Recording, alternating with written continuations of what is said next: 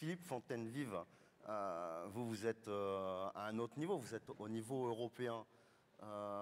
Au niveau européen, on pense aussi que la région est un bon échelon. Les lenders, les provinces, les autonomies, les organisations pertinentes économiques sont nos partenaires complètement naturels.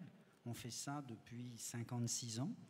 Et les régions, ça va faire une petite décennie en France qu'on travaille beaucoup avec elles. Pour vous donner un seul exemple concret dans le thème d'aujourd'hui, ça me permet de rendre hommage à mon tour à Christian Bourquin. Sans attendre la réforme des fonds structurels européens, on a expérimenté avec lui en Languedoc-Roussillon le fait de passer de la logique de guichet de subvention européen à la logique d'investissement pour avoir des fonds qui viennent aider les PME, comme ce qu'on a entendu tout à l'heure, juste avant, sur Rhône-Alpes.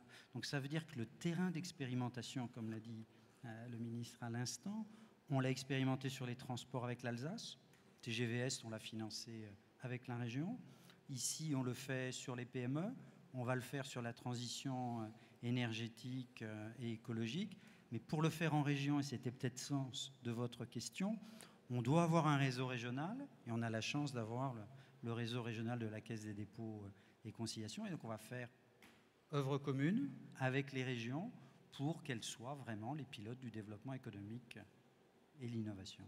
Donc on va faire deux petites révolutions ensemble. La première, c'est qu'à partir de vos bonnes idées en région, on va essayer, vous proposer de monter des projets qui tournent financièrement, qui soient conçus avec nous à partir de notre expérience nationale et européenne. Et ça sera un vrai partenariat, le point d'entrée en région étant la direction régionale de la Caisse des dépôts et consignations. Et nos expériences de Suède, au Portugal, en Grèce peuvent être utiles pour voir comment innover.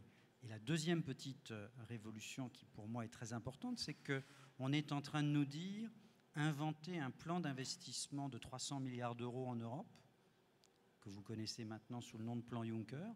Au lieu de penser ce plan à Bruxelles et à Luxembourg, on se retourne ensemble vers vous et on vient vous dire, dans vos régions, quels sont les secteurs porteurs ? Où est-ce que vous pensez que les entreprises doivent être le plus aidées ? Quels sont les dispositifs financiers qui seraient les plus efficaces ? Donnez-nous vos idées et on les fera monter au niveau européen. C'est une nouvelle forme de coopération qu'on propose ensemble.